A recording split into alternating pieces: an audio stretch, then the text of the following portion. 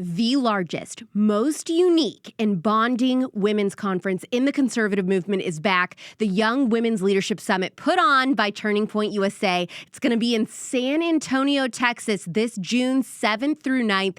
There will be top speakers in the conservative movement, including some of your favorite guests from the Spillover, who will be headlining a female-only audience. If you're 16 to 26 years old, regardless of student status, you may apply as a student. Any adults over 26 are welcome to attend as well with an adult ticket. Last year, the entire back of the auditorium was filled with strollers. So if you're a mom, come.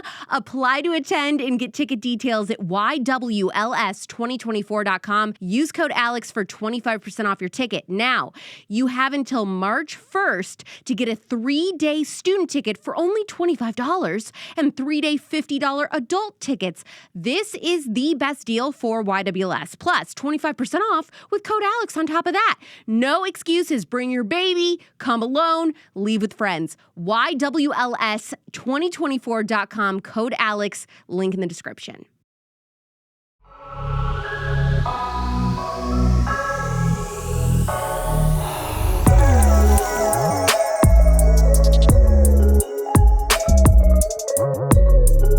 If I were to mentally picture the fight against big food in a very literal sense in my head, I see a battlefield. Bombs are going off. There's people on both sides. And on our side, front and center, leading the charge against fast food, corrupt school nutrition guidelines, and greenwash brands that lie to consumers and trick them into thinking they're healthier, is today's guest.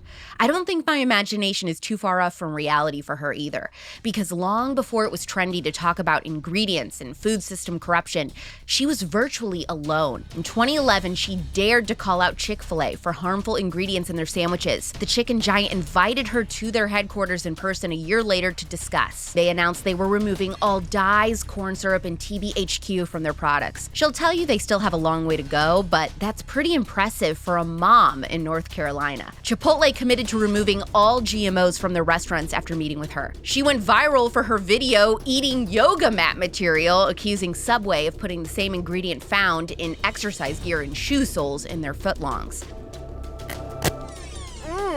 In 2012, she attended the Democrat National Convention. She sat front row and held a sign that said "Label GMOs" during the Secretary of Agriculture's speech. I wonder what she thinks about the right suddenly taking ownership politically in the fight against big food, and how she thinks the left has done throughout the years. She's a New York Times bestselling author who's written multiple books and cookbooks, including her latest, Food Babe Family, which includes over 100 recipes and tips on reading ingredients and making lunches and meals with kids in mind that will help them fall in love with real food.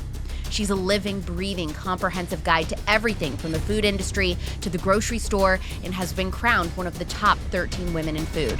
Now you know why I had to travel all the way to Charlotte in person to interview her and hear her story for myself. Did you know that you can watch this interview? Subscribe to Real Alex Clark on YouTube and watch it on any TV or device with your whole family.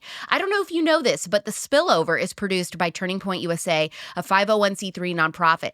That means that this show is only possible with donations from listeners like you. Even a small monthly or one-time donation helps fund guest travel, equipment costs, marketing, and other show needs that help us grow to spread the message to live counterculturally, physically, spiritually, and mentally. To become a financial friend of the show and leave a tax-deductible donation, find the link in the show notes. Please pause before we get started, leave a 5-star review. Whether you've been a fan for a week, just today, or 2 years, tell us how you found us and help potential listeners discover the show. It is the coolest honor ever to have Vani Hari, aka the Food Babe, on The Spillover. How do you feel about the phrase "all things in moderation" that people say? Gosh, we just go right into it, don't we, Alex? We always do. I hate it. I hate it too. I hate it. I mean, we're going to eat poison in moderation? Like, what's the point of that, right? Your body becomes that moderation then. You know, one of the best things my daughter's pediatrician said to me when she found out that they were serving, Domino's every day for pizza at her elementary school, she says that becomes her microbiome every single week. 30 Fridays in a row, right?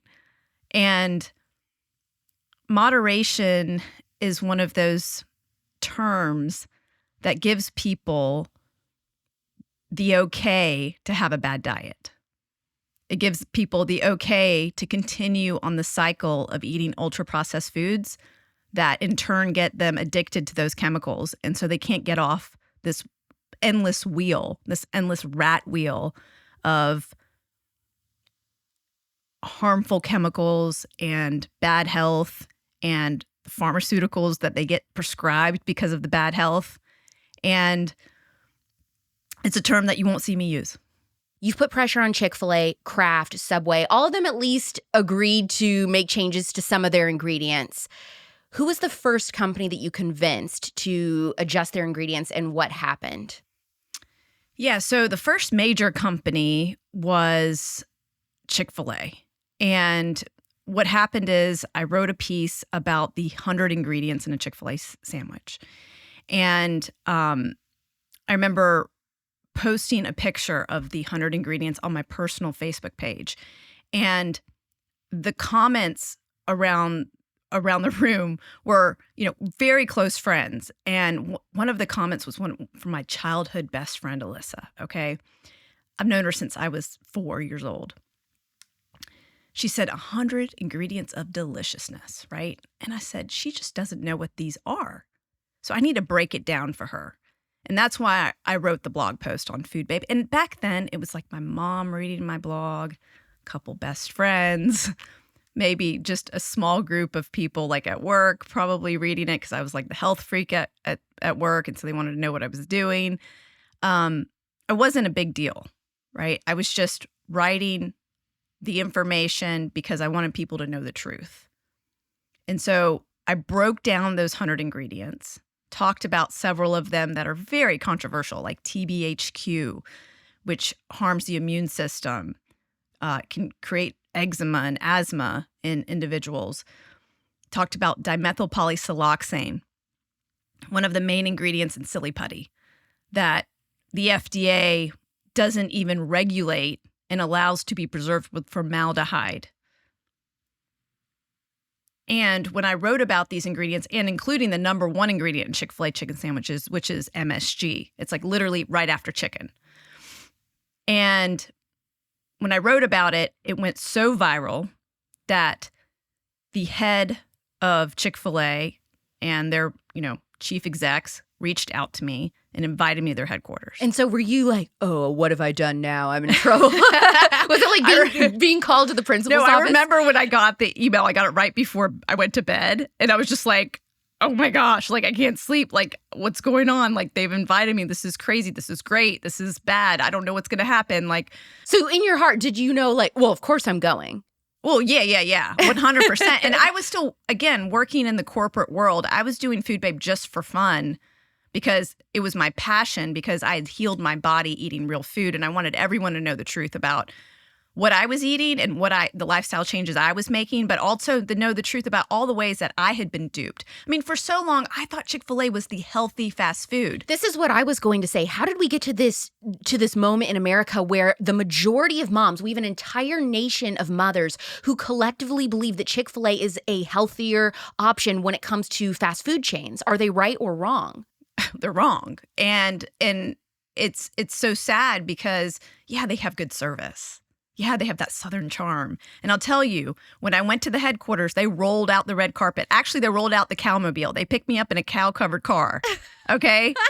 And, I mean, they treated me like a queen when I went in to visit. And so when you get there and you sit down for this meeting, what is the first thing that they say to you? So are they like, so your blog post? Or I want to know, like, how did they start the conversation? Because clearly they were not happy. Well, their headquarters is like a museum, okay? And so first they take me through the whole pomp and, pony show, showing the history of Chick-fil-A and how it all started, and then take me behind the scenes on how their products are made and the kitchen, the test kitchens, all of that. It was they showed me how, the chicken's dredged in the MSG and like all the things, right? And it was like, this is like the best thing ever for someone like me that like was just, this is my passion to know about how all this food's made and what I'd been eating and what had made me ultimately sick and have my appendix taken out. And so I was very interested in like what this meeting was going to do, right? And I mean, I even had lunch in their cafeteria, right? I didn't eat Chick-fil-A in their cafeteria. Wait, they so had what other did you stuff. eat? Yeah, they had the other stuff in their cafeteria. They had some raw salad, vegetable things. And I was like, okay, that looks the cleanest. And I just, ate that. Didn't eat any of the Chick-fil-A that they had in their cafeteria. And so then we sat down in a boardroom, okay? And the head chicken guy is in the room, the head marketing guy is in the room, the head operations guy is in the room. I mean, there's like 5 or 6, 7, 8 individuals. It was a lot. And I was at the head of the table. And they go, okay, we've reviewed your blog post. We understand there's some concerns. You actually have a lot of concerns about our food. 100 of them. Yeah. And how would you prioritize these concerns? And so a gentleman got up and started whiteboarding, and I think I did too. And we started writing down on the whiteboard all the different concerns I had. I said, your children are having these ice streams as part of their Happy Meals. Why do they have artificial food dyes? You're serving vanilla ice cream. Why does it have yellow 5 and yellow 6 in it? This is crazy, right? I talked about the TBHQ. I talked about the MSG. But they said, out of all of these issues, what is the most concerning issue to you? And I said, well, it's the fact that you raise your chickens on antibiotics. Mm. And I told them a story about how I'd met the former general of the U.S. Army, Wesley Clark. And I asked him, what's the most pressing food issue for you? And he says, well, the antibiotic feed and the creation of, all the livestock in America, like that's a really bad problem, because if we use too much routine antibiotics, it creates superbugs, which our human antibiotics can't fight off. And so we can obtain, all of these diseases from the overuse of antibiotics, and it could wipe out the human race. He used those words, wipe out the human race. Okay.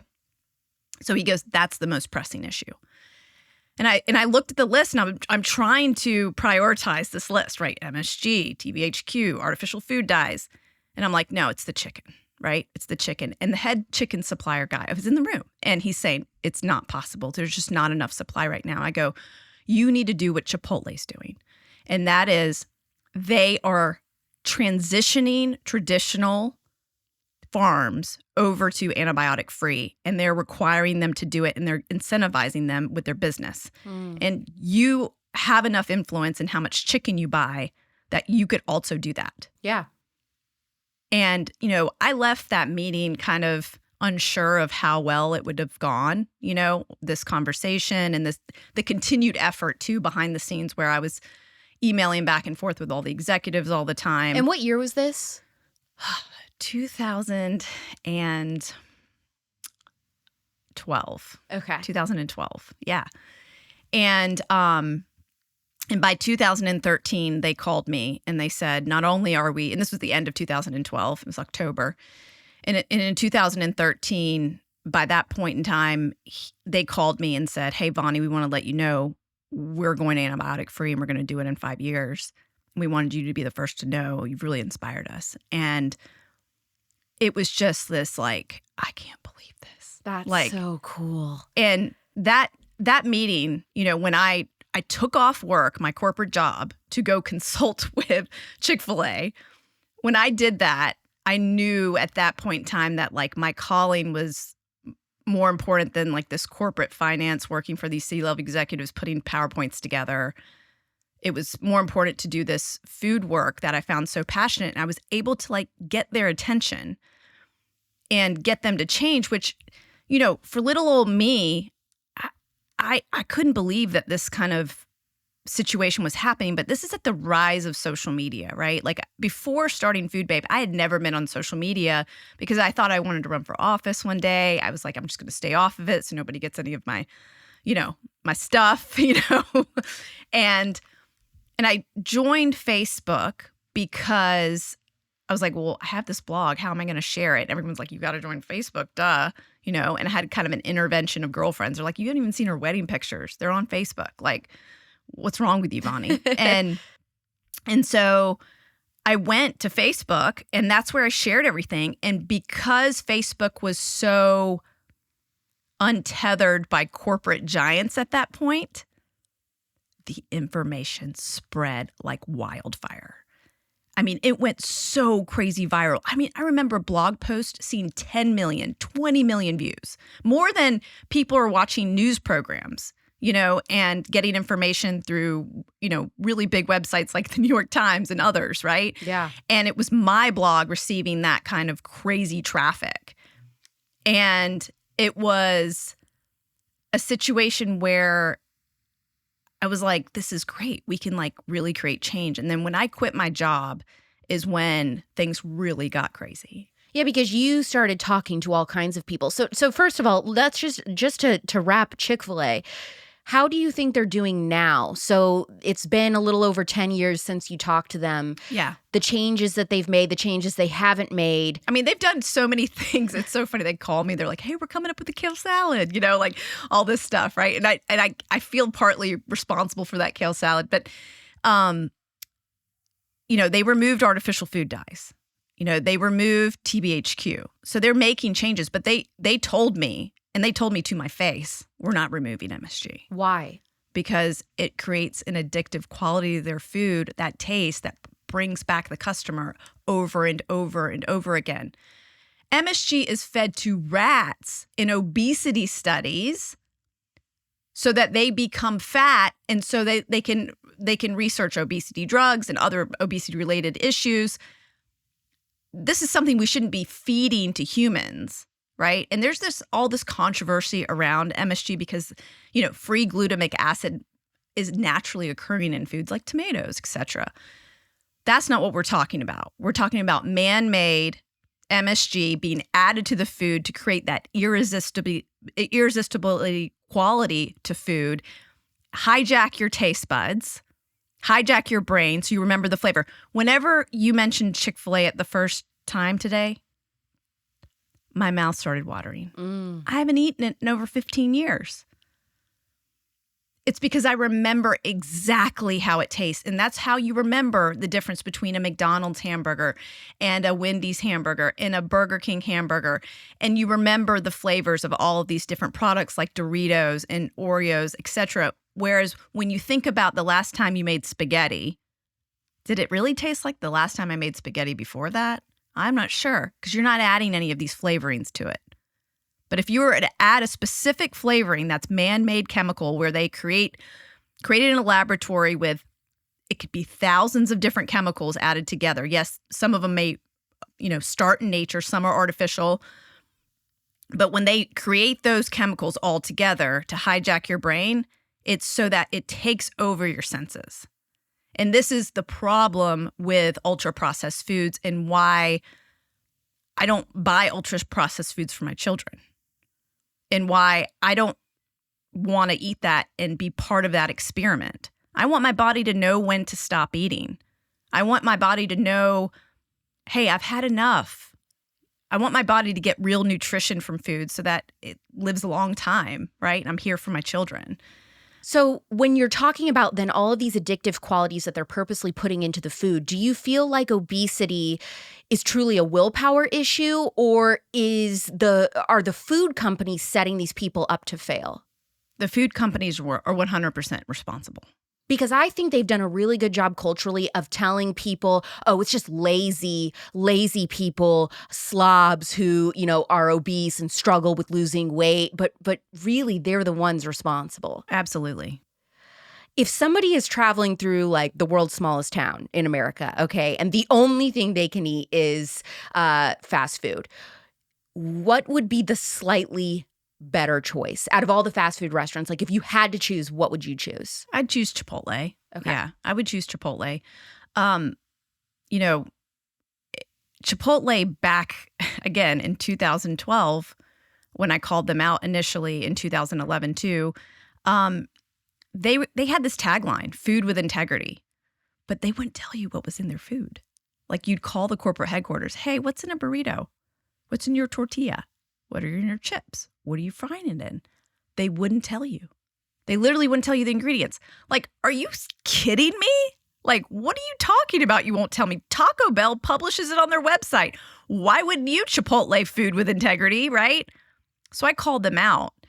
And I eventually marched myself down to different Chipotle locations and eventually got a manager who I just sweet talked to show me the back of the packages. And I took pictures of the ingredients and I exposed that they were largely serving genetically engineered food.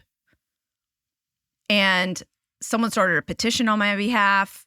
We eventually got Chipotle's response and attention. And the head of marketing there, Chris Arnold at the time, he calls me and he's like, Vani, settle down. Because I had met him a couple times before, so it was funny because he's like, settle down. And I was like, well, why aren't you releasing your ingredients? Like, you can't have this tagline and we can't know what we're eating. Right?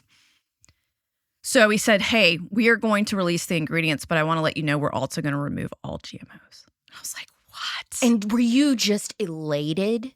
I was like, are you serious? Like, it was insane. But see, if Chipotle is able to remove all GMOs basically from their restaurants, except I think they're, tortillas and tortilla chips are the only things? No, those are GMO free. The only thing that has GMOs is the freaking Coca-Cola they still serve. Okay. So if Chipotle is a fast food restaurant who is able to go GMO free, is there really an excuse for any fast food restaurant or restaurant in America to not go GMO free? I mean, it's just all related to money. It's cheaper to use genetically engineered soybean oil to cook all your food in than it is to do it in what they're using. I think they're using a combination of rice bran, sunflower, etc. So Subway acquiesced. They took their yoga mat material out of their bread, but I looked on their website recently. I mean, everything to me still looks atrocious at Subway. I'm going to say it looks atrocious. So would you trust Subway food with your kids? Oh, absolutely not. No way. I mean, it's still so processed, right? Because, they're doing this whole rebrand, this Eat Fresh, or what is it? Fresh Refresh campaign or whatever. So they know that the stereotype or the image that American consumers have of them is that it's gross, that it's not real food. And they're trying to say that it is fresh now when it wasn't before, even though their slogan was Eat Fresh. So anyway, I mean, do they still have a long way to go in your opinion? Well, I mean, they've come a long way. So let's just start with the campaign to remove the yoga mat chemical azodicarbonamide, which was, again, a totally insane thing. Again, the power of social media propelled that campaign. I started a petition because I was watching. Okay, so I had been on Subway's case for over a year about the chemicals in their bread because I was watching my coworker, Wes, slug a 12-inch on his desk every single day at work. And I was like, do you know what's in there? Like, let me tell you what's in there. Like, stop doing that. There's like 5 other sandwich places that are so much better. And I just cared about him. Like every single, I'd say, campaign or anything I've ever waged has started with something very personal like that, where it's someone I love eating this food. And I decided to write about it. And I even filmed myself eating yoga mat just to get the rise out of people and get people's attention. Like, this isn't food, right? Yeah, it's genius. This is not eating fresh. And the straw broke the camel's back when I saw Michelle Obama, as part of the Let's Move campaign, go on national television and partner with Subway. The entire Let's Move campaign by Michelle Obama is so juicy to me because what initially started out as something that was designed to hold the food companies accountable, she later pivots to being all about exercise. And then, partnering with people like Subway. So you've got to tell us the whole story. Do a sidebar and do the whole story on that because she was under pressure from the food companies to back up, right, and back off them. Yeah, and I think her intentions when she got into the White House were true. Yes. I mean, she really did want to make changes, but her hands were tied. It wasn't politically expedient. No, and it also wasn't politically possible to do anything, which was really sad. And so she had to pivot. She had to do something, right? And so when she's making this, collaboration with Subway on national television, I was like, she doesn't even know the truth about Subway. I got to tell her, right? I got to start a campaign. Did you get to her? I'm sure she heard about it because I've met her several times, and she actually is the one that convinced me not to go to law school, believe it or not, which is crazy. Long story. I think she heard about it because I was a very active, we can talk about, this is getting into politics now. Of course, it's a very political podcast. But anyways, I was a very active political person for a long time in my life. I'm not anymore because I guess you could say I'm jaded. But I completely relate. I completely relate right? being in this space. Right? I mean, like I just want to puke on Yep. all of the politics, right? Like I'm on neither side now. I was 100% on one side at one point in time in my life, right? Now I'm on neither. And I just look at every issue for what it's worth. But so I campaigned for her husband. I've met him, I don't know, 10 times. All of the things, right? So I'm sure she heard about the campaign because it was worldwide news. I mean, within 24 hours of that petition, it was like 50,000 signatures. It was insane. It was on the front page of every national newspaper. Good Morning America, The Today Show, CNN, every place had me on talking about it. How long did it take Subway to reach out to you? They didn't reach out to me. A Food Babe Army reader worked at Subway as a franchisee owner and got a letter from the CEO that they were going to remove it and leaked it to me. And then I leaked it to the press. So that's how that information got out that they, were acquiescing to the demand. But the best thing that happened from that campaign was not only did they remove azodicarbonamide, the widespread awareness of that chemical, which, by the way, if anyone's listening how terrible this chemical is, I mean, you literally get fined and put in prison if you use it in Singapore because just having it in the air causes asthmatic problems for workers. It's very hazardous. And then when it's heated, it turns into semicarbazide, which is linked to cancer in animal studies. So that's terrible. So this is definitely not something you want to be eating. And if people are like, well, why do they put this in bread? Well, if you look at a yoga mat sideways, you kind of like see these evenly dispersed air bubbles or in rubber, right? Well, it does the same thing in bread. And they wanted their bread to look uniform. I mean, think about it. Anytime you stopped at a Subway, it was the exact same bread. Even though they were breaking it fresh right there, right? It was the exact same bread. And so that campaign forced almost every bread manufacturer in America, I would say 99%, to remove that chemical.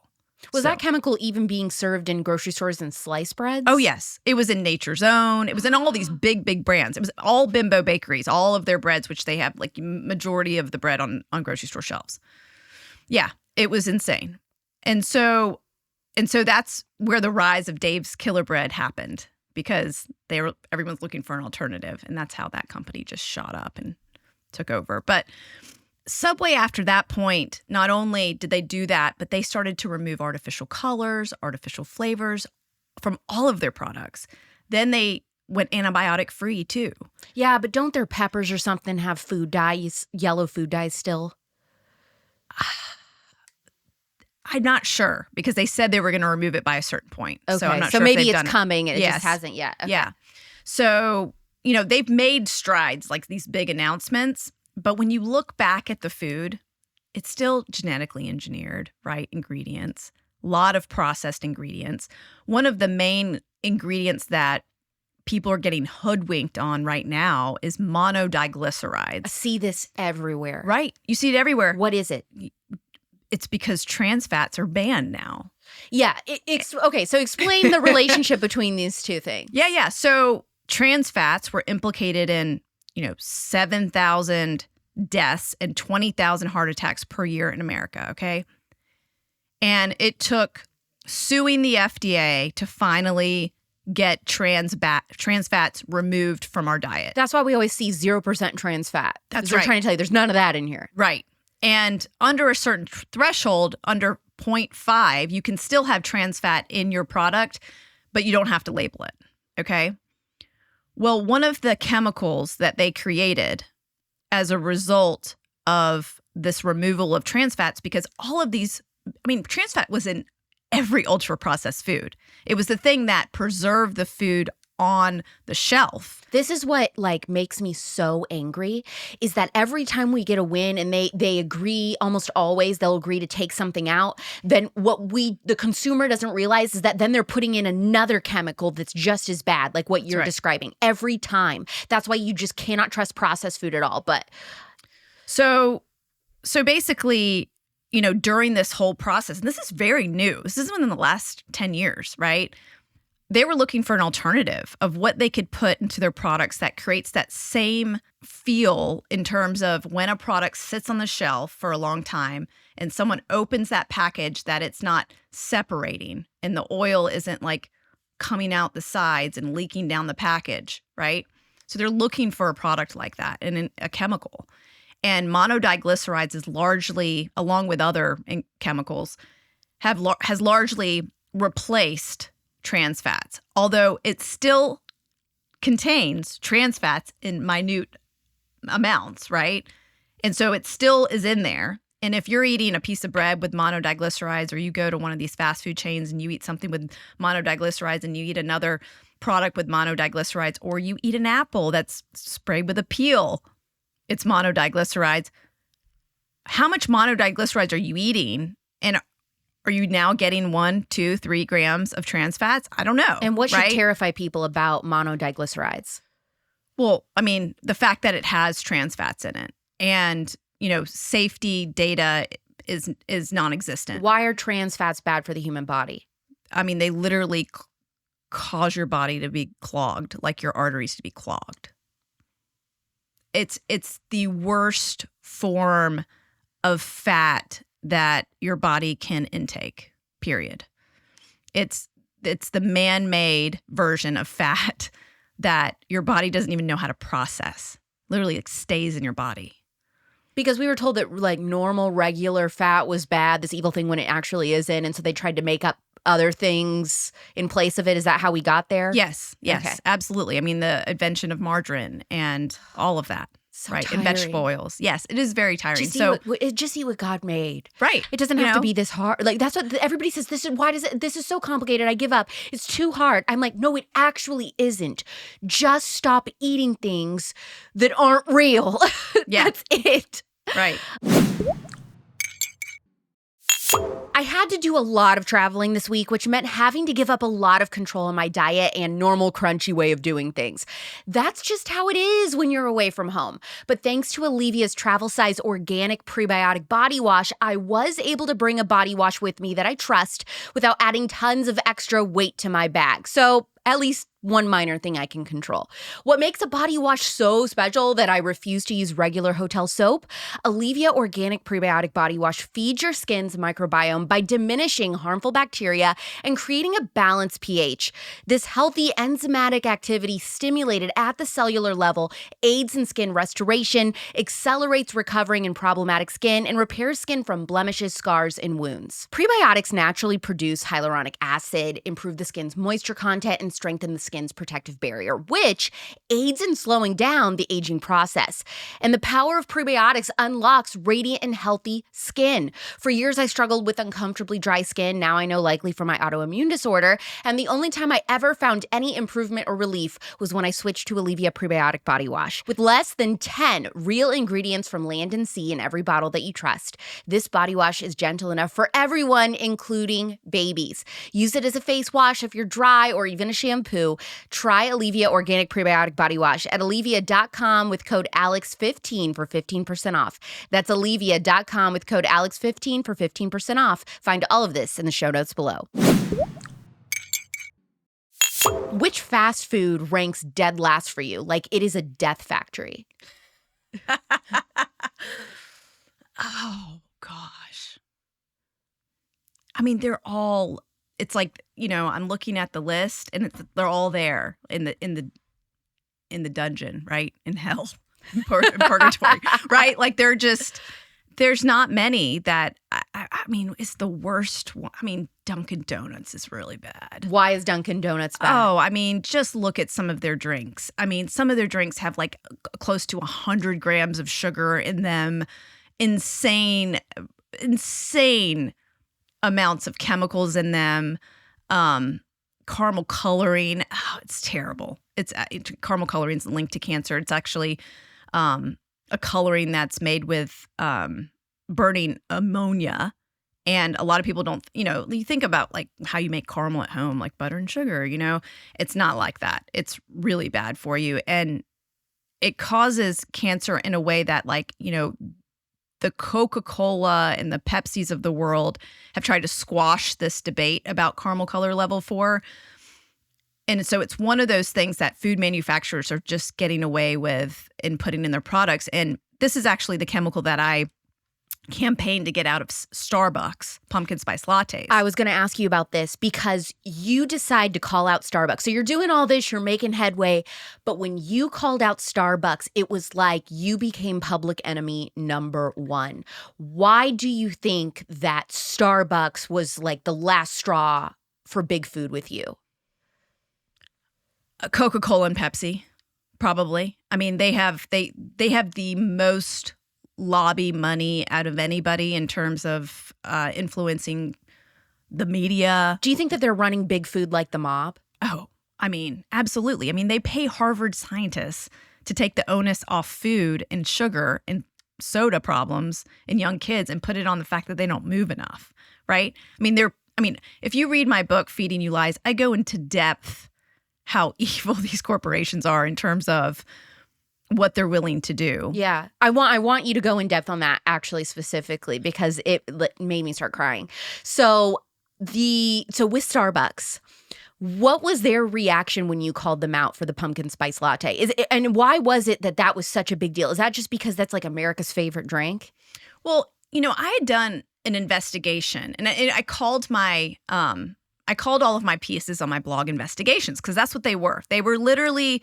You're a journalist. You're an investigative journalist on food. Right. But some people would call me just a blogger or just this activist or whatever, right? But I call them all investigations because I was showcasing information that had never been put on the internet before, had never been talked about in the media before. And my first investigation into Starbucks was about the fact that you could see what was in a piece of pound cake, but you couldn't see what was actually in their Starbucks drinks. And the lack of transparency into the ingredients was alarming and I think unethical because all of their competitors, like Dunkin' Donuts, posted their ingredients online for everybody to see. And so people are paying extra to go to this, more influential chain, Starbucks, right? And they don't even know what they're drinking. And that really bothered me. And so I wrote about that and Starbucks reached out and they invited me to their headquarters. And I was like, this is amazing. This is so cool. I'm going to go to Seattle. Like, this is going to be great. We're going to get things to change. It was going to be like a rollout like what Chick-fil-A did. Yeah. I was like, this is so great. I'm going to meet Howard. This is going to be awesome. Howard was still running it at the time. And so then Subway happened where that petition happened and then they saw the crazy media blitz of that and they just emailed me and were like, sorry, we can't have you at the office. They bailed out? Oh, yeah. I mean, I have the whole email chain. And I was like, what? Did they just disinvite me? Like, are you kidding me? You don't disinvite the food babe? Like, are you serious? Oh, man, did that light something under me. I was just like. So now you're like, no, now I'm really going to dive deeper into what you're hiding. Yeah. Yeah. And so I did my old move that I did at Chipotle. And I walked down to different Starbucks and eventually got a barista to show me the different concoctions they were making to make a pumpkin spice latte. And it was just coming out like in August of that year. And I released the blog post, What's Really in a Pumpkin Spice Latte?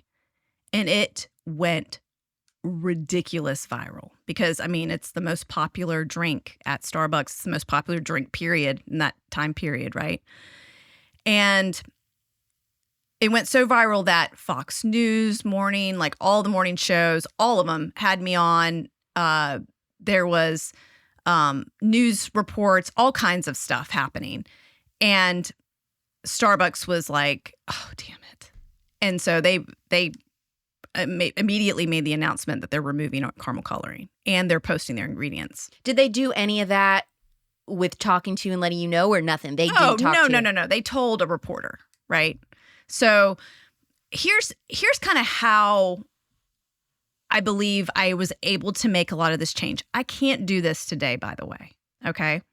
Maybe, but I haven't tried lately. But this is how kind of, let me give you the behind the scenes of how things work.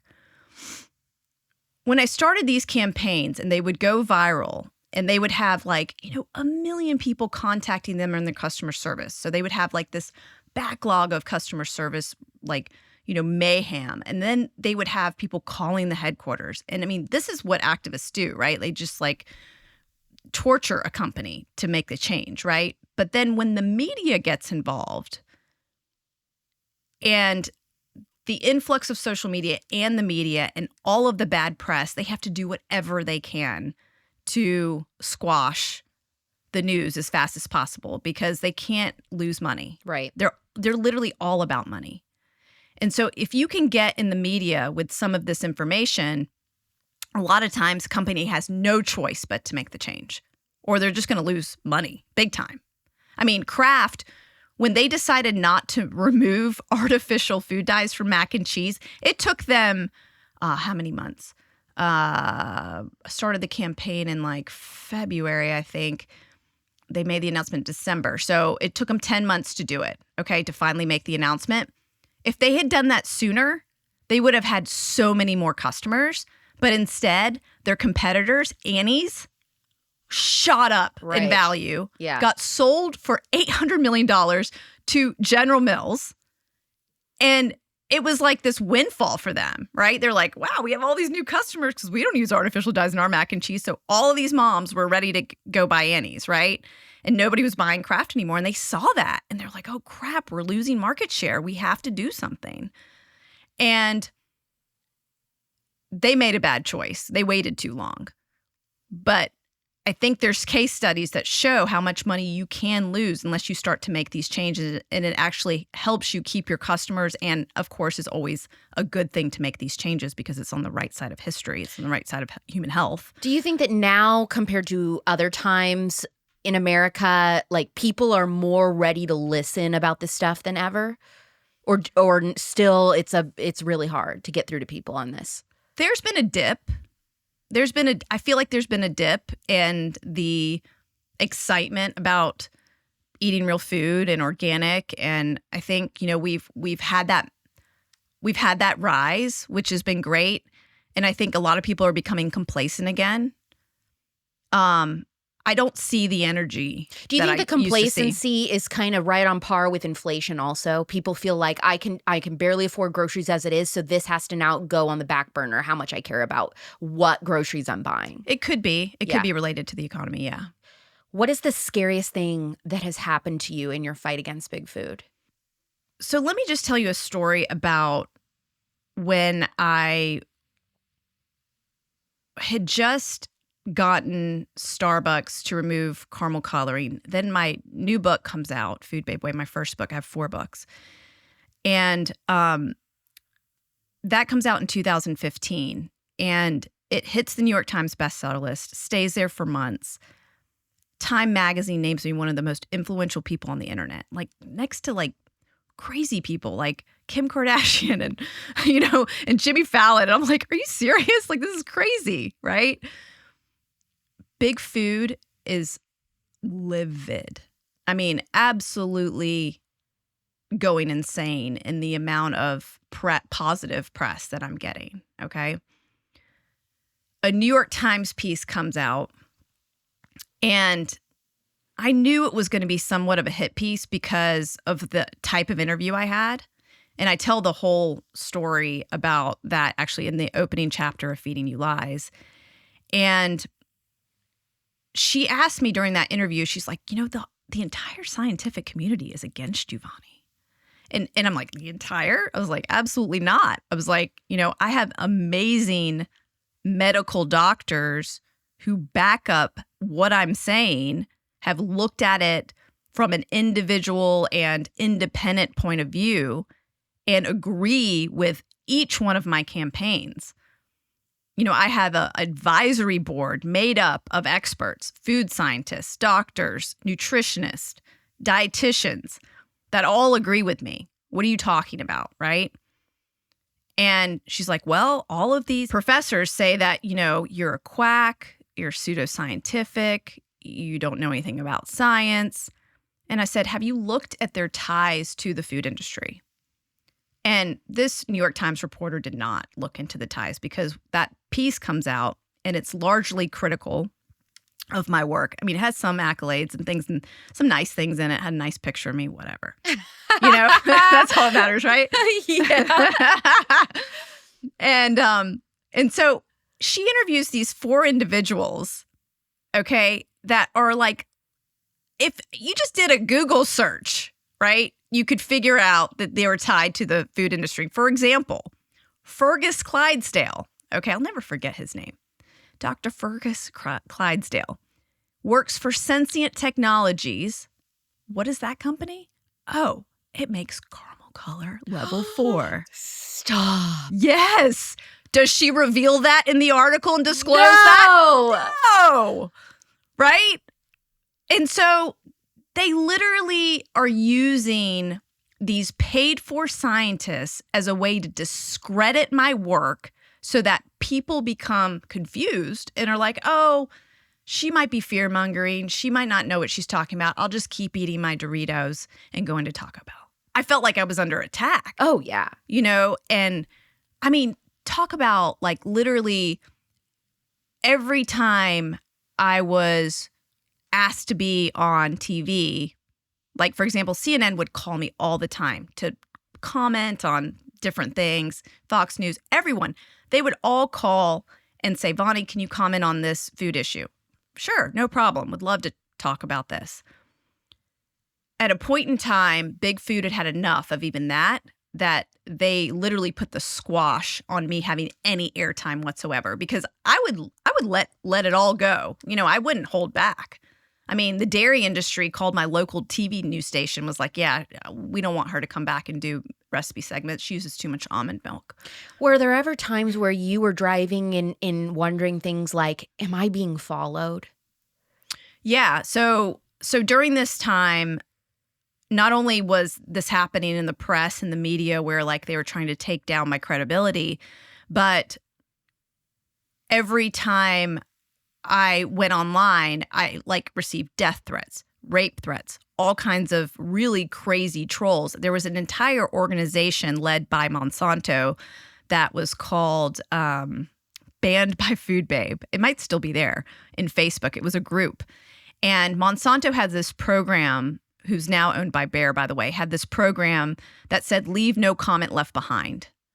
And because I was so adamant about telling people the dangers of genetically engineered ingredients, and at that time there was a huge campaign to get GMOs labeled in this country. They hadn't been labeled yet. Like how we have things that say non-GMO, that wasn't there. That wasn't there, okay? And I was campaigning for the transparency in food, and Monsanto did not like that because they wanted to hide the fact that we have, that there's genetically engineered foods and all these ultra-processed foods. They wanted to hide that from the American public. And so they did whatever they could to take down activists like myself that were helping get a lot of this legislation passed. And so having this program, they've since shut it down, but literally anytime I would show up on Google anywhere and there was a point in time where there could be a comment, there would be like 10 negative comments. She's a quack. It would be like the same talking points, yeah. Right? She's a quack. She's pseudoscientific. She doesn't know science. I'm a scientist. She's dumb. Like all this stuff, right? And then, I had a drive-by, like several drive-bys by my house, like people driving by, like scaring the crap out of me, right? To the point where I'm calling the police. And or my friends that are police, because I'm like, hey, just come over here, And then I think the part where it was at the point where it was the most scary is when individuals started showing up at my live talks. Like, for example, I would speak at like Blog Her, a big blogging conference, and in the audience was Monsanto and their operatives. Like, were they just like standing there in black suits or what? No, they blend in. They blend in, yeah. And Would they thankfully, say something? No, They would just wouldn't. stand there to look at you and intimidate They would tape you? record me, right? They would tape record me, and use the information. I don't know how, but luckily, because so many people were, protective of me, would give me the heads up about a lot of this stuff. They're like, hey, heads up, Monsanto's there, And, when I went to go speak at the University of Florida, Kevin Folta, who later on got outed for taking money from Monsanto and not disclosing it on the front of the New York Times, which was a fantastic article. It was through a Freedom of Information Request Act that this amazing nonprofit called U.S. Right to Know performed, and they revealed that he was getting all of these funds to be like Monsanto's spokesperson out there. And he was one of the perpetrators that always showed up in the articles about me too, and was in that New York Times article about me as well, which again, this reporter, did she do any digging to find out if these people were actually tied to the food and chemical industry? No.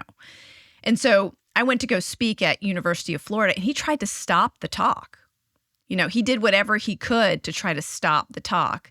And when I flew there that day and the next morning, this was all happening while I was just flying there and getting ready for the talk. I remember the person who invited me was like, hey, I don't think we should have Q&A today because there's a lot of controversy going on about you being here. And I think it could get really heated. And she told me not to do Q&A. And I was like, and at the time, I'm so wet behind the ears to being an activist, to flying all over and speaking, to having this media attention on me. It was just a lot to take in.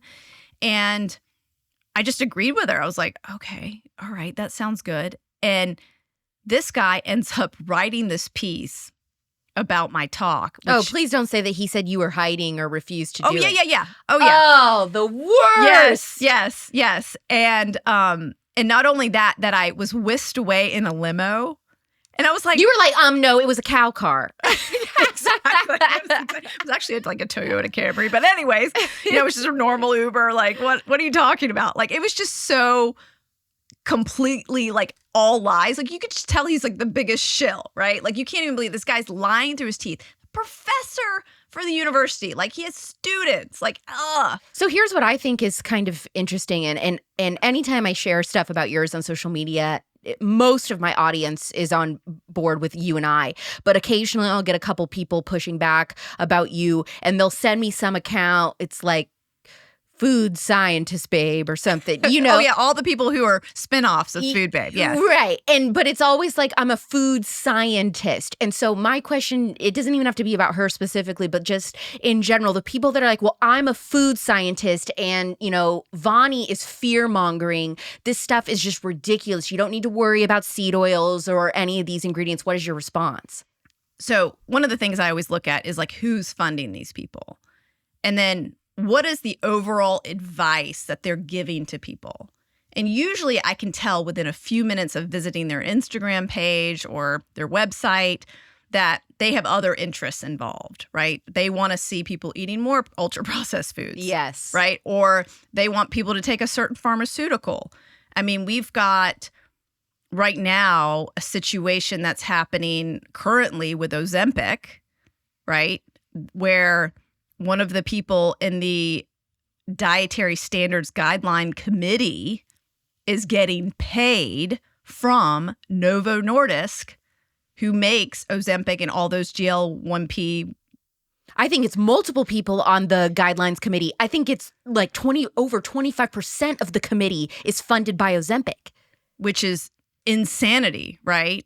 And we're trying to get like real information out to people. It's like it's virtually impossible when you are literally being inundated with people who are being funded by these giant corporations. And I always think, back then I would spend a lot of time fighting these people, but now I don't fight them at all. I play that Big Sean song. I don't give a and I dance around my room. and because I know I'm on the right side of history, right? I know where I came from. I mean, I was a zombie-like creature going through life on 9 prescription drugs, overweight, feeling awful about myself for most of my life. And I see the power of what real food can do. It literally got me off every single prescription drug. I realized a level of health that I never thought was possible. My brain became so clear that I was able to change the food industry. I would have never been able to be an activist and do the work that I did had I still been hooked on processed food and drugs. And so I truly believe when you eat healthy, real food, you become the person God meant you to be in this life. And you actually are able to do your calling and able to give back to society in a meaningful way that when you die, you're like, okay, I did what I needed to do on this earth. Right? Yeah. And I don't think that's possible when our brain is being hijacked by all of these chemicals out there. Well, I think they bet on that. They bet on us being sick and unable to think straight because of the food, because of then all the pharmaceuticals that we're on, so that we're more easily controlled. That's right. That's absolutely right. You found something in Domino's Pizza that scared you stiff, so much so that you convinced your daughter's school to stop serving Domino's for their pizza parties. What are kids really eating at these pizza parties across America? So Domino's has this program where they solicit schools across the country to serve their pizzas every day. Some schools, some days, just every Friday. And they have huge marketing incentives to schools. Like, for example, they give out gift cards to teachers. They will give people free swag. They will incentivize schools in terms of school supplies and other things to get people to serve their pizza. And so there is a monetary situation and arrangement that's happening with the schools. And, you know, Domino's, what they did was they made their regular cheese pizza slightly healthier by adding whole grains into them. So it's still like half, I think, white flour and half whole grain flour versus the one you'd buy like at the chain. And so, and they've modified some of the ingredients. And so the ingredient profile isn't exactly like you would find on the website. It's a little bit different. But again, they're using genetically engineered soybean oil that is produced with heavy doses of Roundup being sprayed on these crops. And now Roundup is shown to cause cancer in so many different court cases across America. Plaintiffs are being awarded billions of dollars showing that that this causes cancer. And it's not something that I want to participate in every single Friday with my kids. So what'd you do? Send your kid to school with a letter saying, you know, not only is she not allowed to eat this, but also I want you guys to stop serving this in general, or what? So what I initially did was I knew that this was happening, and my daughter was 3 at the time, and she was getting picked up at noon, and so she wouldn't stay for lunch. And so what didn't really become an issue until she started staying for lunch. And so that school year, I decided that I would make my opinion known at the first school board meeting during the year, which was a week before school started. And so somebody, you know, at the end of the school meeting mentioned, hey, can we bring back Pizza Fridays? Because, like, you know, making a lunch every single day is a lot of work for a parent. I mean, it's every single day you're thinking about what you're going to put in that lunch, and you got to make it, and you got to send them to school. And it's that one day where you're like, okay, I can turn off the switch. Yeah, they're going to have this, and it's great. And so parents are in favor of this Pizza Friday. And I just said, hey, can we change the type of pizza that we get?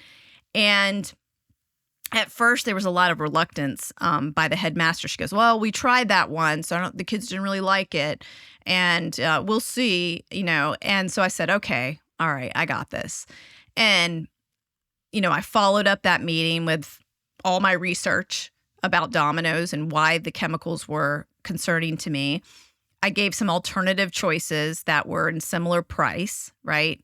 Because it basically came down to price. They didn't want to charge parents more than $1 a slice.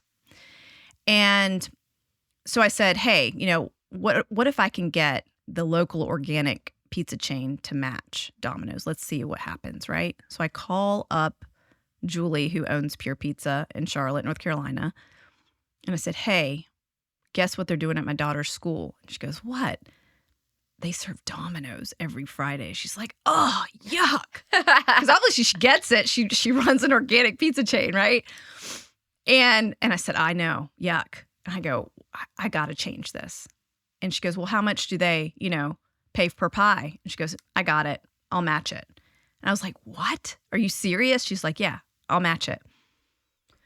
So I said, okay, this is great. So I write the headmaster back. I tell her that they're going to match it, all the things. And to my surprise, she wrote back pretty fast and said, hey, Vani, this sounds good. We'll move forward.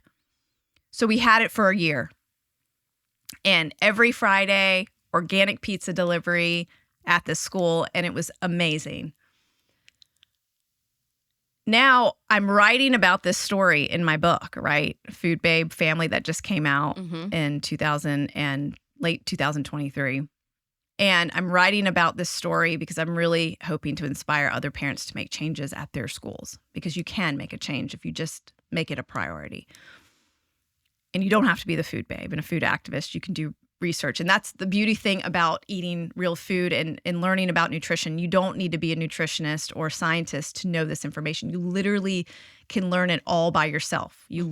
Everything is available at your fingertips. You can become the expert at your own health. I really believe that. And so I'm writing about this. I submit my final draft. It goes to print. My book is coming out in 1 month. School starts, that month. About a week in, I send a letter to the headmaster and to the organic pizza chain. Hey guys, so excited for Pizza Friday to start again. Hope we'll keep Pure Pizza in. Just crossing all my T's, dotting all my I's, ensuring this continues, right? Something went backwards. And I don't know what went backwards, and I'm still trying to figure it out. But the headmaster, about 3 weeks before my book came out, stops me in car line and goes, hey, Vani, I just want to let you know we're moving back to Domino's. Why? Domino's got a hold of him. That's the only thing I can think of. I mean, I think of all the conspiracies, right, that could have happened. How? Because it has to be. Because if the organic pizza place was saying, I will match exact price, there is no reason. It wasn't costing more. There's no reason they would do that unless they were being, Domino's said, and we'll give you $50,000 a year towards tablets or whatever. Who knows? I mean, it has to be something like that, right? I mean, I don't know. And I have no proof of that. But what I did find out was that there were some scheduling challenges that they had to work out with the pizza chain, because there was like a couple big orders that were going to make the pizza a little late, and they're worried about getting it late to the kids. But I said, hey, this is something you get on the phone with the owner and y'all work it out. And I called her. We worked it out. I reached back out to the headmaster. I said, hey, I worked it all out for you. Let's just continue this. There's no reason to move to Domino's. And she's like, I'm sorry, Vani, we've already made our decision. And it was just so abrupt and without any regard of discussion that it threw me in a spiral. I mean, I literally, it just like, it's the only thing I could think about for like 2 weeks. And she refuses to give you any more information on why they made that decision? Well, about a week later, the headmaster puts in a resignation for retiring, right? So there's another person that is going to take over, and it could be her decision, right? I don't know. I don't know exactly what happened. It's still an ongoing discussion because I'm not just going to like let it go, right? Did you know that over 5 billion pounds of meat are imported and sold in the U.S. every year?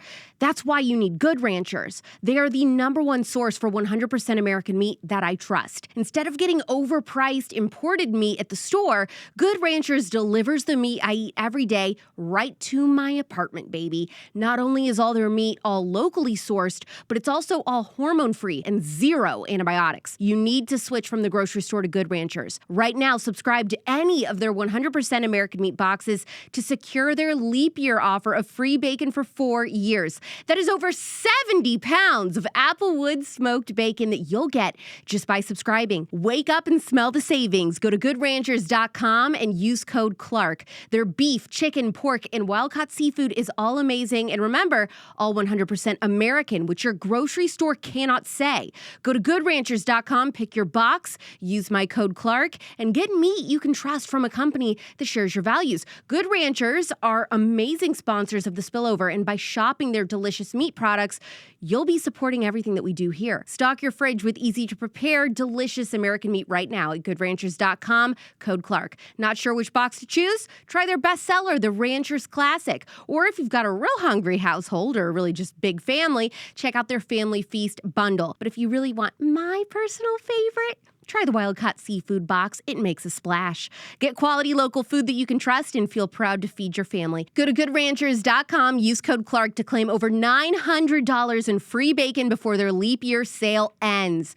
Everything is in the description below. Good Ranchers, American meat delivered. And what I really appreciated about Food Babe Family, your new book, is that you were very honest and you were like, I know how difficult it is, a battle every day having a child in America, every birthday party you go to, every, cafeteria school lunch that they are served. You never rest. Your kids are always going to be asked, hey, do you want this piece of cake? Do you want this? And you're going to feel like, well, is my kid going to fit in?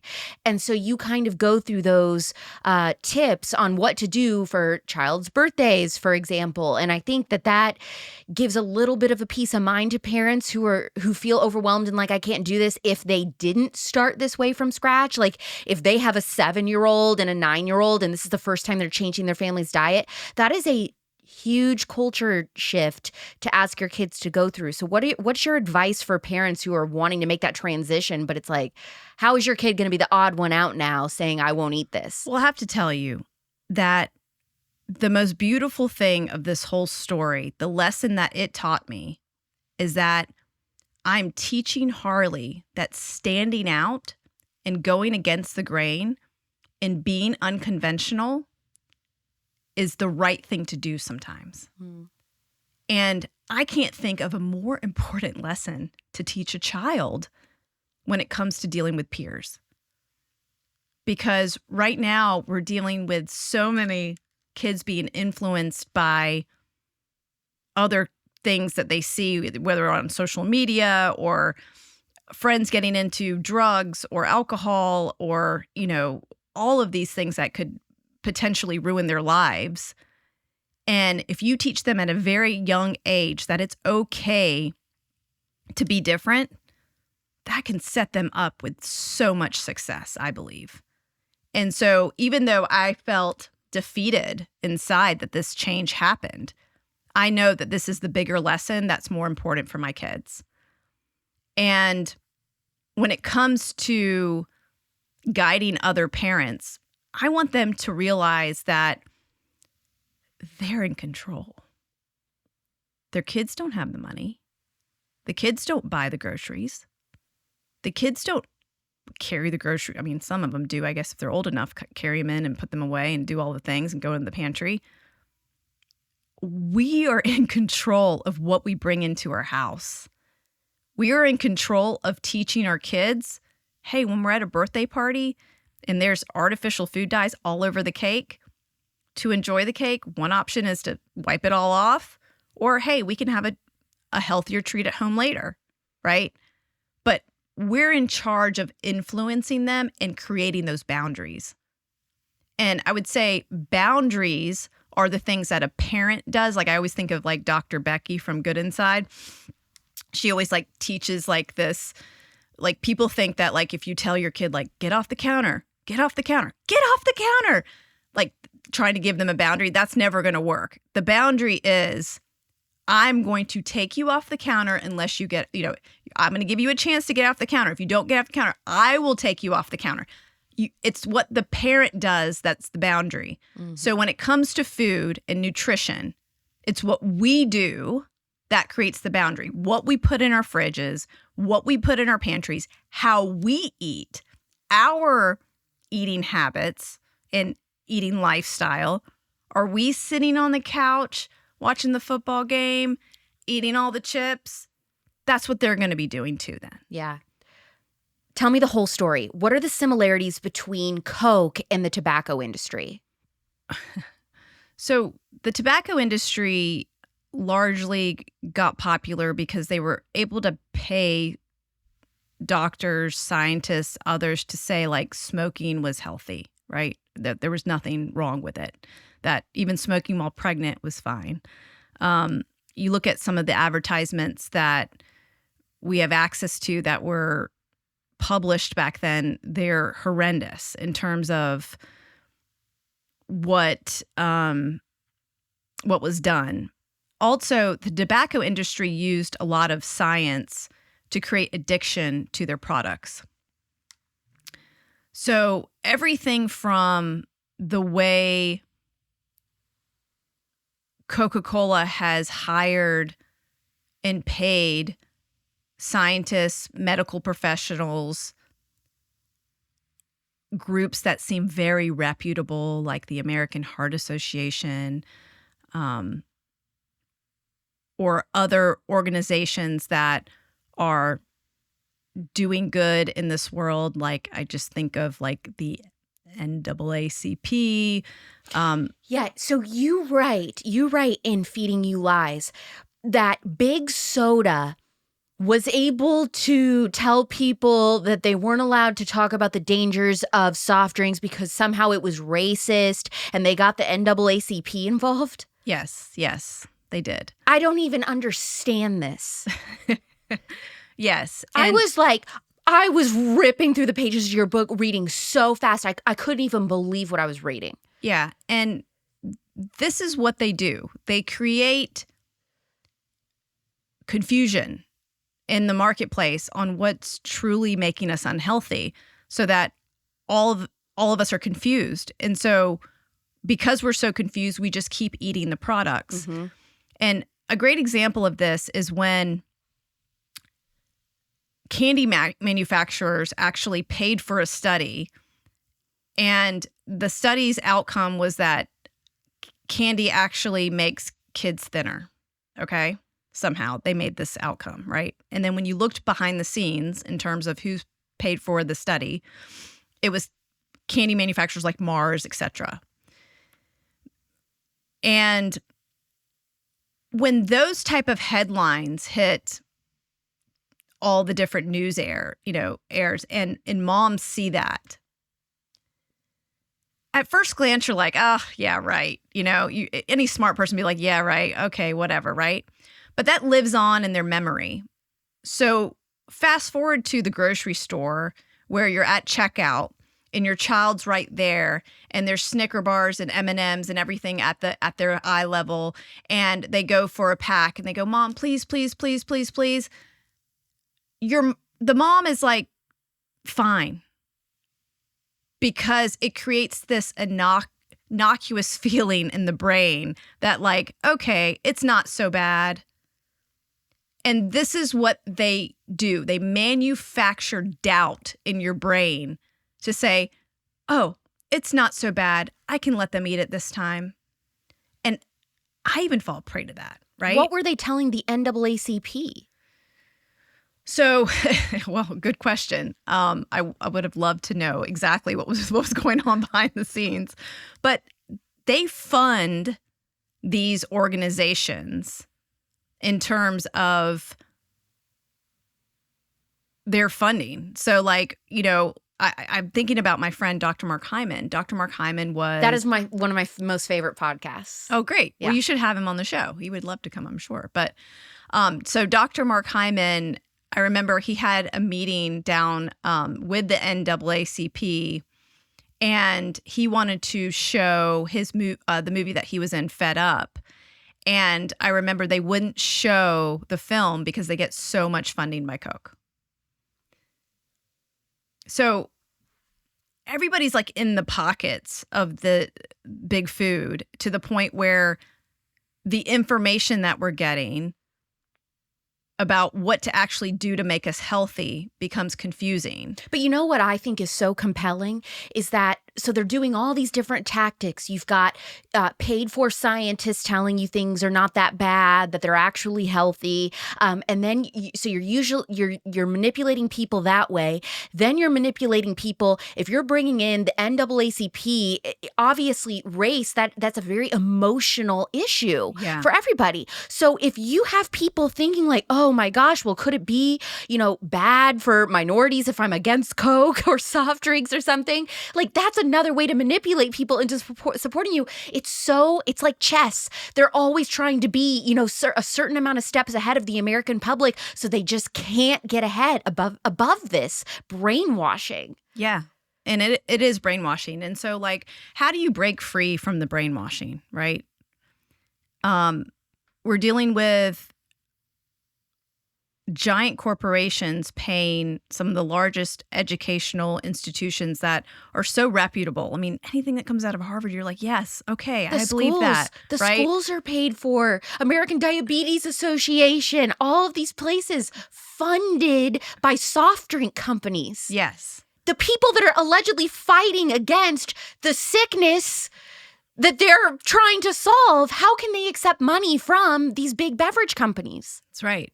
And they do. And this is what's wrong with society and why activists like myself exist. And literally the only thing that you can do is to take back control of your food. Like, that's the only thing you can do. And you have to know the ingredients. You have to ask yourself those 3 simple questions every time you sit down to eat. What are the ingredients? Are these ingredients nutritious? And where do these ingredients come from? Literally, those 3 questions can unlock all the answers for you every single day, every single time you sit down to eat. If the American Academy of Pediatrics, the American Diabetes Association, the American Heart Association, if they are taking money from Coke, Pepsi, is it fair to say that these organizations are interested in making money and not actually solving chronic disease? Yes. I mean, there would be organizations I would never donate to. Yeah, absolutely. Some countries have black labels on their processed food and soft drinks telling consumers that it's unsafe and poison, essentially. Do you think that America should start doing that? Absolutely. I mean, I think the more information about the truth about our food is more important. Like, for example, artificial food dyes are labeled in Europe. It says may cause adverse effects on activity and attention in children. And this is one of the reasons why I started the Kraft campaign, because here in America, Kraft was using artificial food dyes, but they decided to take it out for their citizens overseas. And Kraft wasn't the only company doing this. This was all General Mills, Kellogg's, Coca-Cola, Pepsi, all of the big snack brands that are under some of these big conglomerates like Frito-Lay that you see in Nabisco. All of these companies have taken out these chemicals for citizens overseas and not for U.S. citizens. Why aren't they willing to do it just everywhere? Why not just make it a uniform thing for across the world? Because it costs too much money to change the product. So because we it's suffer. Cheaper. Yeah. They're Americans, and they Right. want Americans to suffer over people in other countries. Yes, because it's cheaper for them to use artificial food dyes because it has a longer shelf life. Real food breaks down over time. And so shelf life is what makes processed food companies rich, right? You keep it on the shelf preservatives. longer. Yeah. I mean, it's like if you can keep it on the shelf everywhere and you can be in every 7-Eleven gas station around the U.S., that's going to make the money. Well, what we did for tobacco companies was we made it a rule that if they were going to air a commercial favoring cigarettes and saying that it was great, that there had to be another commercial that was against tobacco, right? Wasn't that the law that we made in America? So why can't we do that for processed food? Like every single time a commercial for Oreo or McDonald's airs, the next one will be countering it. Like, is that a future that you think we could ever get to? I don't know. I mean, I think they need to ban all ultra-processed food advertising, especially to children. I think they need to ban all pharmaceutical ads like other countries. That could solve a lot of the issues in terms of how the media is co-opted by these advertisements because, I mean, media largely is going to tell us the information that they're allowed to tell us, not the truth all the time. And that's who's buying ad spots on their networks. That's right. Yeah. And, you know, one of the companies that really just drives me crazy right now, and it's an ongoing campaign, it's Kellogg's. So back in 2015, they made an announcement that they were going to remove artificial food dyes from their cereals. And they said, we'll do it by 2018. We'll give ourselves 3 years. 3 years seemed like a long time to me because they are already making their cereals without artificial food dyes in other countries, Fruit Loops, etc., Apple Jacks, all of that stuff. And I was like, okay, well, fine. It'll take you 3 years just to get rid of the other supply here in America. It'll be fine. Well, 2008 rolls around. They don't do it. Instead, they start new cereals that are more hip to people today, like Baby Shark, Minecraft, Elf on the Shelf, all of these new hipper type of characters to get the kids of today hooked. And instead of making them the right way without artificial food dyes that affect, you know, little children's brains and their immune systems, they decide to continue to use artificial food dyes. So not only did they lie and say that they were going to remove this and not do it, they start making new cereals with it. They're one of the companies that I think are the most unethical and hypocritical, if you will, that was an American company that started here in America that knows how to make these cereals safer for children, but decides not to. And if anyone's listening to this, you should never buy Kellogg's cereal again for this reason alone. And you should call Kellogg's and tell them what's up and tell them that you're not going to buy them anymore until they remove artificial food dyes. They always say that there is no evidence that GMOs are harmful. In 2012, you sat in the Democrat National Convention with a sign in the front row that said, label GMOs, which is like the most badass thing I've ever seen. Why does Big Food insist on suppressing the truth about GMOs, about glyphosate? And what do you have to say about their claims that there's no evidence that they cause any harm to humans? Yeah, so, you know, the lobbying situation in Washington is like a revolving door between, well, the lawmakers themselves is like a revolving door to a lot of these chemical corporations. Like the head of the FDA used to work at Monsanto, et cetera. You know, not the one today, but the one that was.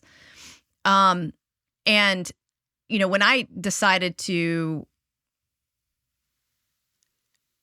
protest at the Democratic National Convention, Secretary Tom Vilsack was Secretary of Agriculture. And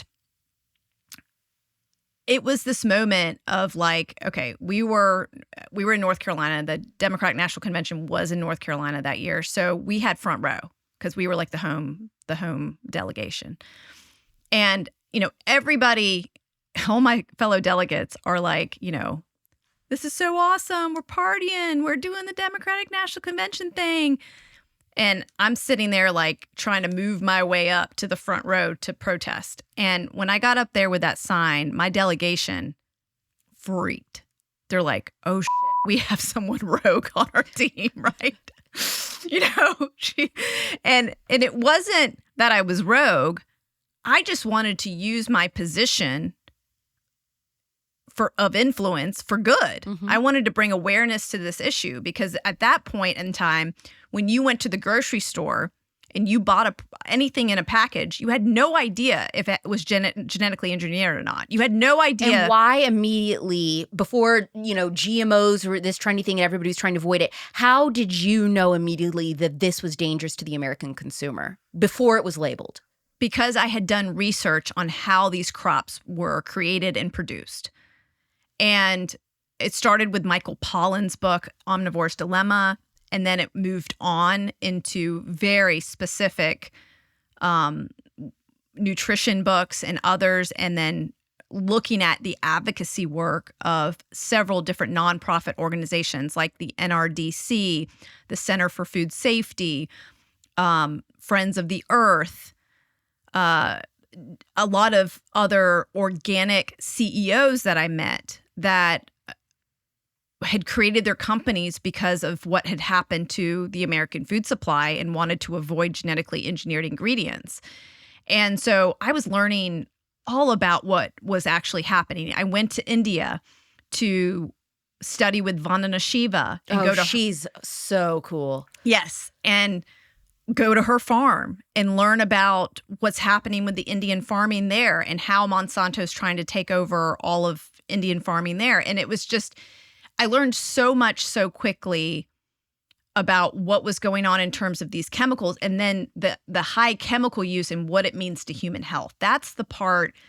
It wasn't necessarily the genetically engineering technology that I was so much against. It was the coupling of that with chemicals. Right. Because they were creating seeds to withstand heavy doses of Roundup, which contain glyphosate, which is the main ingredient that's linked to cancer. And over time, you write in your book, over time, these seeds will need more and more powerful chemicals, correct? That's right. Because they start to reject it? That's right. They start to evolve. And so, because it's nature.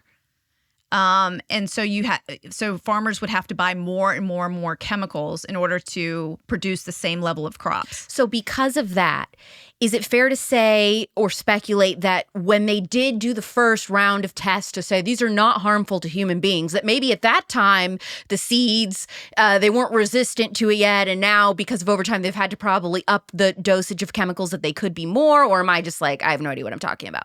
No. I mean, that's basically it. But also a lot of the seeds that were created also were created to they injected toxins into the seeds so that when an insect would eat it, their stomachs would explode.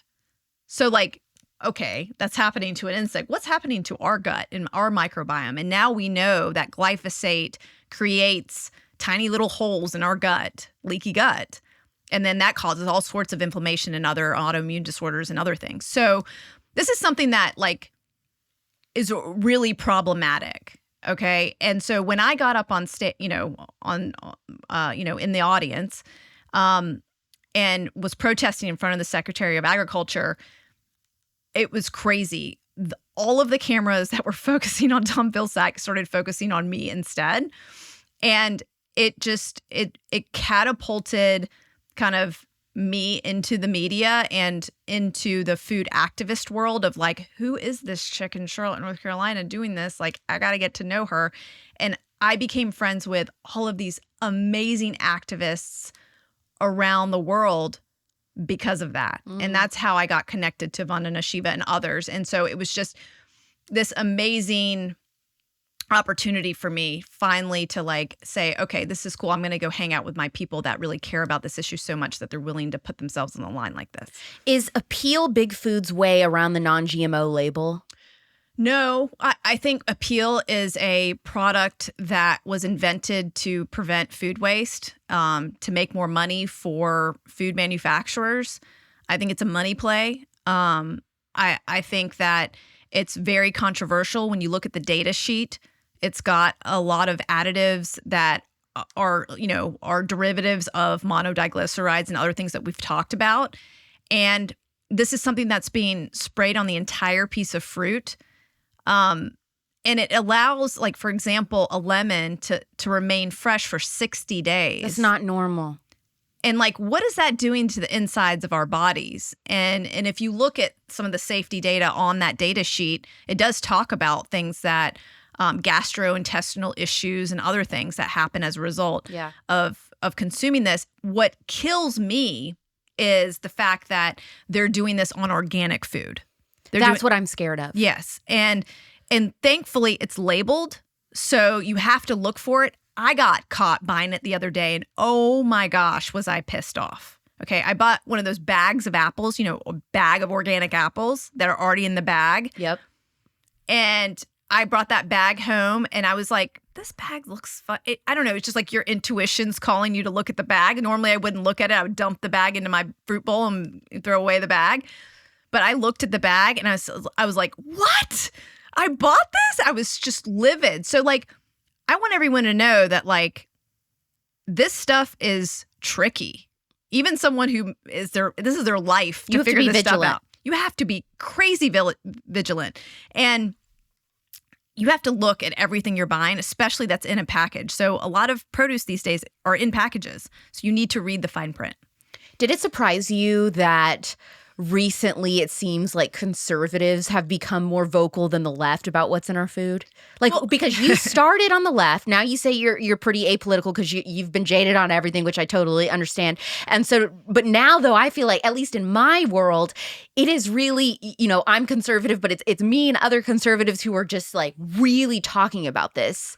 Well, it really is interesting to me because I look at the recent conversation with Tucker Carlson and Callie Means, yes. right? Yeah. I'm going to have Callie on soon. Great. Yeah. Okay. He's awesome. And, I think about your podcast, which I would have never found your podcast had you not reached out, which was the best thing ever because then I like fell in love with you.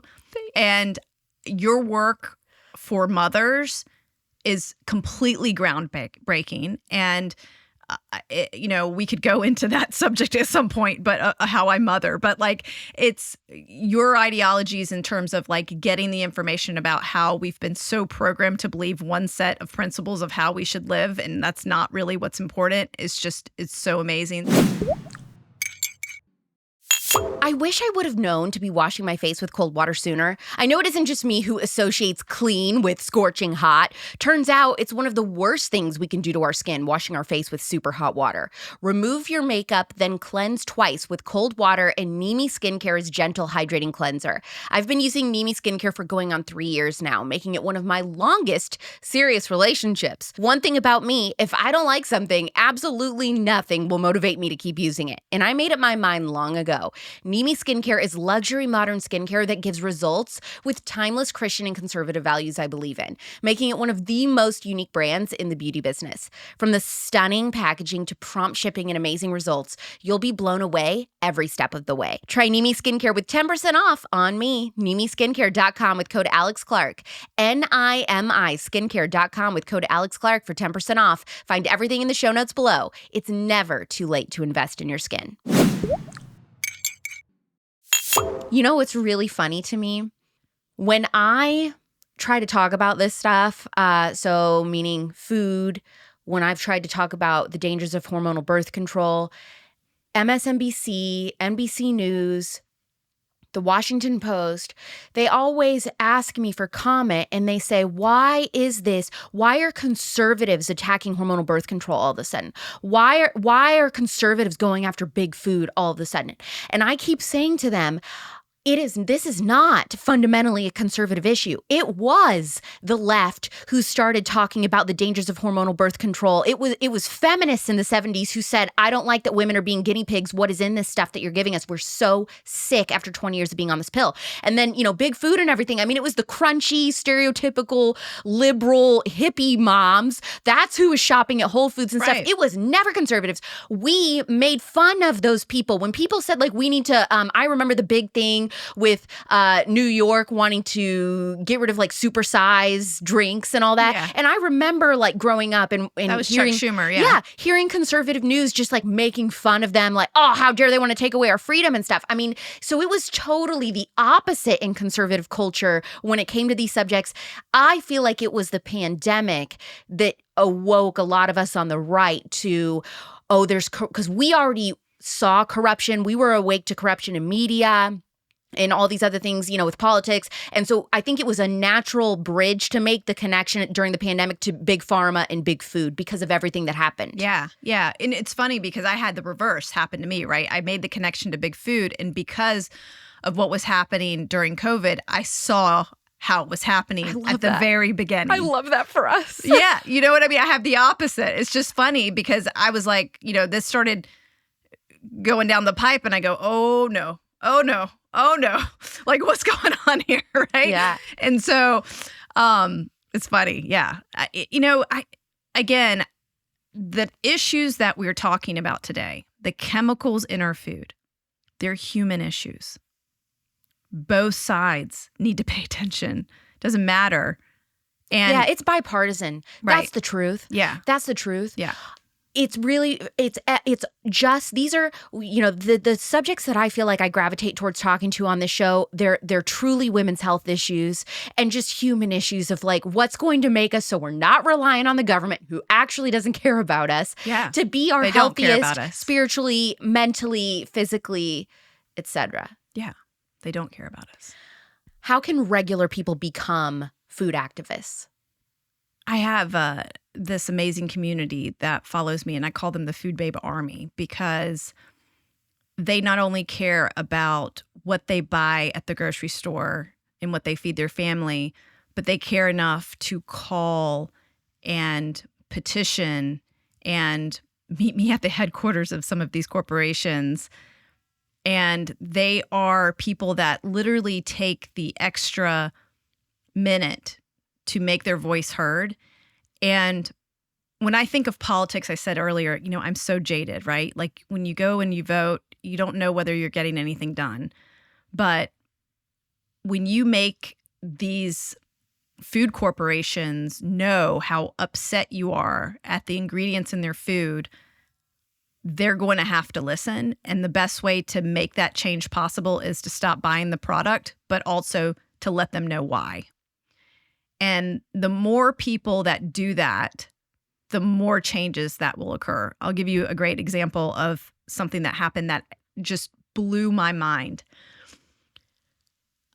Last year, Malk, a company that makes this awesome almond milk, like a couple ingredients, just really, really super clean. Yeah, I know the brand. So good.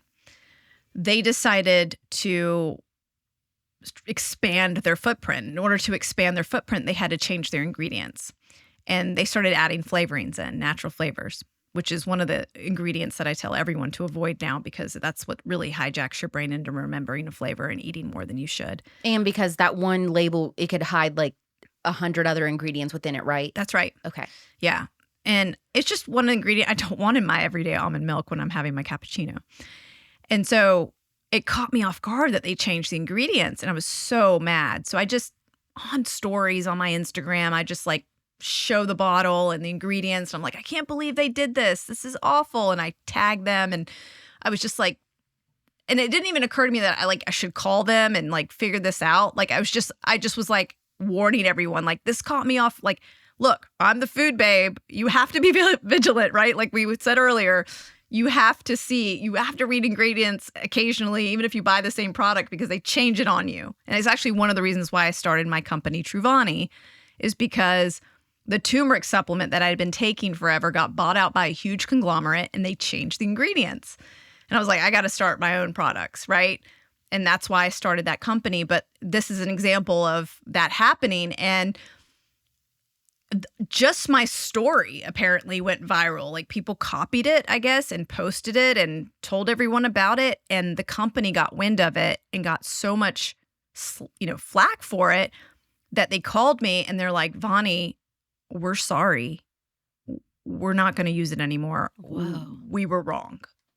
Epic. They're like, we heard it loud and clear from our customer base. This is not something they want in their product. And I was like, hell yeah. I was like, that's how a company should do it. Like, talk about an awesome response, quick, to the point. They understood it right away. They understand their core customer, right? And I mean, if you're drinking almond milk, then by and large, you care about health and things. You know what I mean? So that makes sense that they would be like quick. Yes, they were so quick. And that's how you become a food activist. You share the information when you learn something new. You tell your friends about it. You lead by example in what you buy and what you purchase. You vote with your dollar. And you don't shut up about it, And again, I'm not the most popular person at a dinner party, right? Unless it's like my organic friends, right? Because they're like, oh, Vani's coming, okay? Like, she's going to see this. She's going to see that. Oh, we're ordering, They already say that about me. I went to like a girlfriend's little, I don't know, she had us do like a sip and paint party or it was something like that recently. And she's like, as soon as I walked in the door, she's like, well, I'm sorry, Alex. I don't know if anything here you'll eat or whatever. I'm like, we're adults. Don't worry about me. If I want to, eat or not eat, I will do it. But I don't want everybody like babysitting me. I always feel bad about that. Yeah. No, I always find something to eat. And I always try to bring something along too. Like I'll bring something that everybody will like and I'll like too. So, but it's that caring about this a little more just makes you a food activist, because that's all we need is more mini food activists everywhere kind of making this change. And you can be a food activist in your school or in your, bridge club or, whatever you're doing, right? At your soccer game. I mean, that's a big point of contention with a lot of moms. Just volunteer. I'll be in charge of the snacks for the kids, something like that. Absolutely. What do you think is the biggest threat lurking around the corner with big food right now? I don't know if there's a big threat with big food other than, I think the biggest threats that I see in terms of influencing young people is probably around energy drinks. And how harmful they are. I think the biggest threat right now that we have kind of our society experiencing right now is like drugs that are like the GLP-1 Ozempic situation. Yeah. Like, I've got, and it really hits a sore subject with me because my dad was given one of those new drugs last year to help control his diabetes. And at this point right now, he can't chew and eat normal food. Within a year, he literally has the side effects that they're warning everyone about, which is stomach paralysis. Yep. And I think it's going to be one of the biggest health issues of our time, of our generation, for you and I. I think as this next generation ages and gets older, we are going to see catastrophic effects that we've never seen from these drugs. Yes. And I'm already seeing it within my own family and what it can do.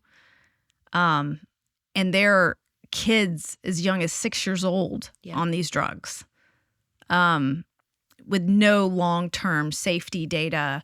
No, but we do know short-term safety data, right? Which is very alarming and very scary. And it's another Band-Aid to the health issues of our time, and it's not solving the issue of what's actually happening to make someone obese. And we're not getting down to the root cause. And I believe I found the root cause for myself, which was the chemicals in my food. And when I removed the chemicals from my food, everything got better. And I know that's the case for everyone that I know who has done something similar. And unfortunately, it may not be as easy for some people to do that, but eating real food can be really easy too. You just eat real food. For the newly health conscious mom, you have so many best-selling books. Which book should she start with? The mom, I would say Food Babe Family. And then Feeding You Lies is required reading for everyone. Required reading. Top of my list. Feeding You Lies changed my life. And I would say that's the one, like, okay, if you are like, you've been consuming this content, you're kind of familiar, whatever. If you want the deep dive on like what she was doing, a whole chapter on how the soda industry is similar to big tobacco and just all the corruption and all that kind of stuff, then for the seasoned health conscious person, you are going to love Feeding You Lies. And where can they buy all of your books? Everywhere books are sold. Okay. Yeah. What is your Instagram and your website called? Okay, so Instagram is The Food Babe, website's Food Babe, and I also own a company called True Vani. We make real food without added chemicals, products without toxins. We have labels that don't lie. We are the #1 plant-based protein powder in natural food stores right now. I just freaked out the other day when I saw you in Sprouts. Thank you. So I need the bars in Whole Foods next because Whole Foods is the store that I'm at the most. So I'm like, please get your bars in Whole Foods. So yeah, if you're listening to this and you want to reach out to your local Whole Foods and tell them to carry True Vani bars, I will not be mad. We're trying to get in there. Okay, good. And I'm going to put a link in the description, directly to her brand new book, Food Babe Family, to her Instagram, to her website, and all that kind of stuff.